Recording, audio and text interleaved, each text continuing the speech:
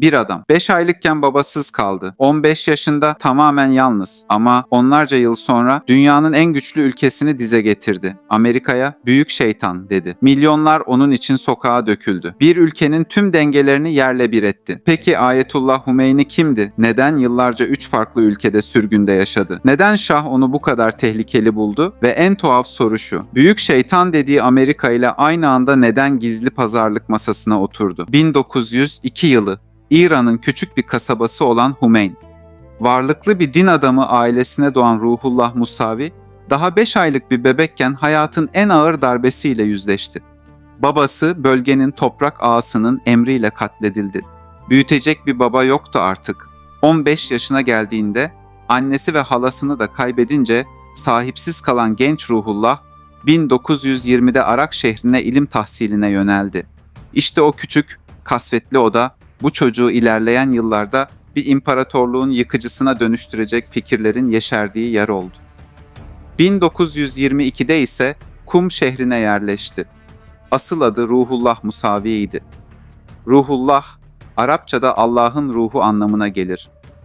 Musavi soyadı ise Hazreti Ali'nin soyundan yani Ehl-i Beyt'ten geldiğine işaret ediyordu. 1930'da ise doğduğu kasabanın adını Hümeyni soyadı olarak benimsedi ve dünyaya Hümeyni olarak tanındı.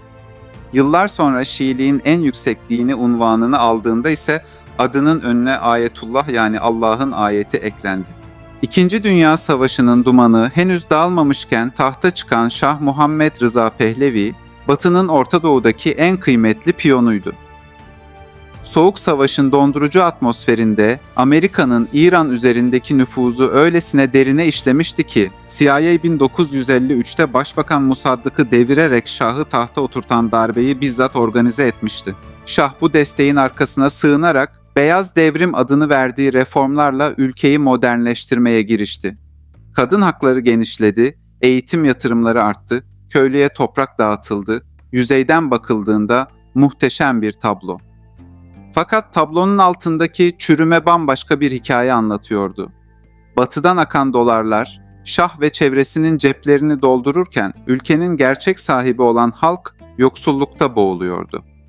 Şah'ın kurduğu gizli polis örgütü SAVAK, rejim muhaliflerini gece yarısı kapılarından söküp alıyor, işkence odalarında kaybediyordu. SAVAK'ın yöntemlerini bizzat eğiten CIA ajanları İran topraklarında at koşturuyordu. Her taşın altından Amerika çıkıyordu. Bu tabloya en yüksek sesle itiraz eden Kum şehrindeki büyük Ayetullah Hümeyni oldu. İmam Hümeyni din, felsefe ve mantık konularında pek çok eser kaleme alıp önemli bir din adamı olsa da onu İran'a tanıtan Şah Rıza Pehlevi iktidarını açıktan eleştirmesi ve karşı çıkması oldu. Batı tipi rejime tamamen karşıydı. Devlet yönetiminde İslam kurallarının geçerli olmasını savunuyordu. 1950'li yıllarda önce Ayetullah, 1960'da ise Büyük Ayetullah adını aldı. Böylelikle Şiiliğin en yüksek makamına erişmişti. 1963'te Şah'ın dini vakıfların mülklerine el koymasını alenen lanetleyince tutuklandı. O gecenin sabahında Kum sokakları kan gölüne döndü. 300'ü aşkın Hümeyni destekçisi hayatını kaybetti. O dönüm noktasından kısa süre sonra 1964'te İran topraklarında ikamet eden Amerikalılara yasal dokunulmazlık veren yasa teklifinin kanunlaşması başlı başına aşağılayıcı bir uygulama olarak görüldü ve Şah karşıtları arasında derin bir infiale yol açtı. Hümeyni bir yıl tutuklu kaldıktan sonra 1964 yılında Türkiye'ye sürgün edildi.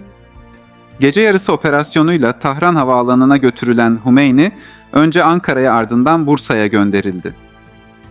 Bursa'da askeri istihbaratçı ve Farsça bilen Albay Ali Çetiner'in evinde misafir olarak kaldı. Türkiye'den sonra yol Irak'ın Necef şehrine uzandı. Şiiler için kutsal bir toprak. Hümeyni burada 14 yıl boyunca talebe yetiştirdi, ders verdi, yazdı ve bekledi. Şah ise uzaktan endişeyle izliyordu. Çünkü Hümeyni'nin her sözü kaset bantlarına kaydedilip İran'a kaçak yollarla taşınıyor ve camilerden çalınıyordu. Yüz binlerce kişi o sesi duyuyordu. Bu yüzden bazı tarihçiler İran devrimi için dünyanın ilk kaset devrimi tanımını yapar. Ayetullah Hümeyni Irak'tan yaptığı çağrılar ile Şah'ın devrilmesini istiyor ve bu sözleri halkta büyük kabul görmeye başlıyordu. Bunun üzerine Şah Pehlevi, Saddam Hüseyin'e baskı kurarak Hümeyni'nin ülkeden gönderilmesini sağladı. 1978 yılında yeni durağı Fransa'nın başkenti Paris oldu. Ama bu sürgün planlanmış her şeyi tersine çevirecekti. Ve işte burada tarihin en çarpıcı sırrı sahneye çıkacaktı. BBC'nin gizliliği kaldırılan Amerikan arşivlerinden elde ettiği belgelere göre Hümeyni 27 Ocak 1979'da Carter yönetimine bir mesaj göndererek anlaşma önerdi. İranlı askeri liderler sizi dinler, İran halkı ise beni. Hümeyni Carter ordu üzerindeki etkisini kullanarak iktidarı ele geçirmesine yardım etmesini öneriyor. Bunun karşılığında İran'ı sakinleştireceğini, istikrarı yeniden sağlayacağını ve İran'daki Amerikan çıkarlarını koruyacağını taahhüt ediyordu. Carter ise Hümeyni'yi çok az siyasi bilgi ve birikime sahip dini bir lider olarak görüyordu. Amerikalılar Perslerin efsanevi müzakere becerilerini gözden kaçırmıştı ve Hümeyni beklenenden çok daha farklı bir yönetim kurdu.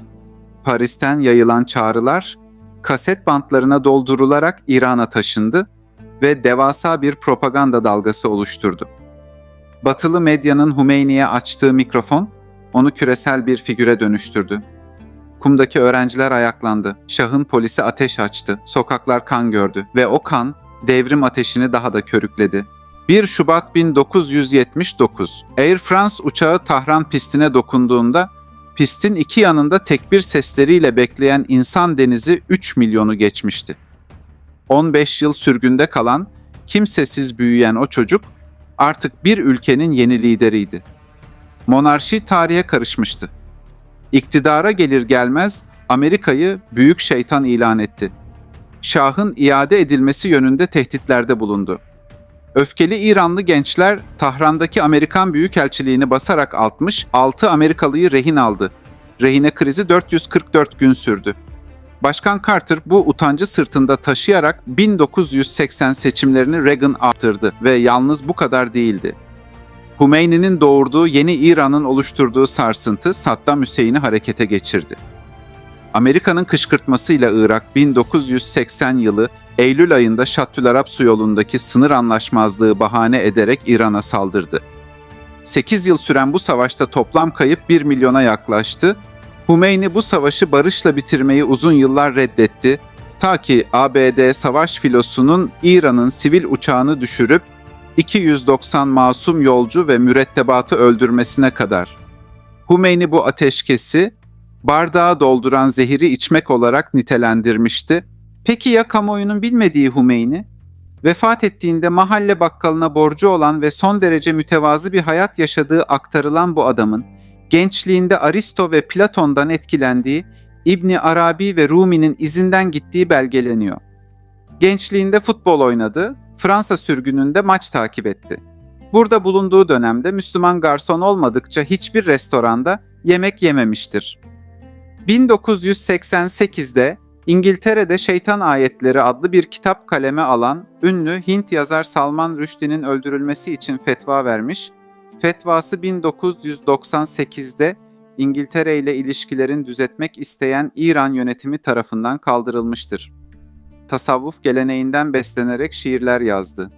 İki yüzü, aşkın ilmi eser kaleme aldı. Başta televizyonu ahlaki açıdan sakıncalı buluyordu ama sonra propaganda gücünü fark edip aktif kullandı.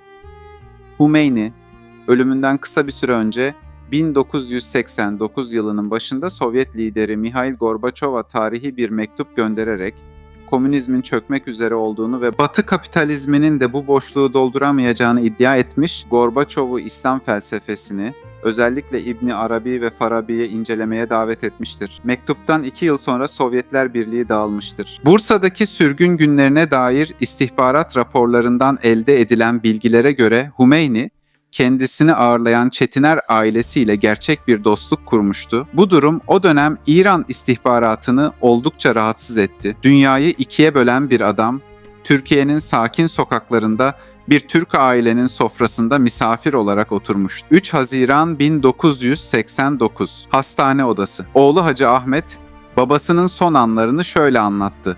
Son gün sabahın erken saatlerinde yatağının üstünde namaz kılıyordu. Sonra yattı ve bir daha kalkmadı. Cenaze törenine katılan kalabalık 10 milyonu aştı. İzdihamda can bile verildi. Onun bıraktığı miras hala günümüzde devam etmektedir.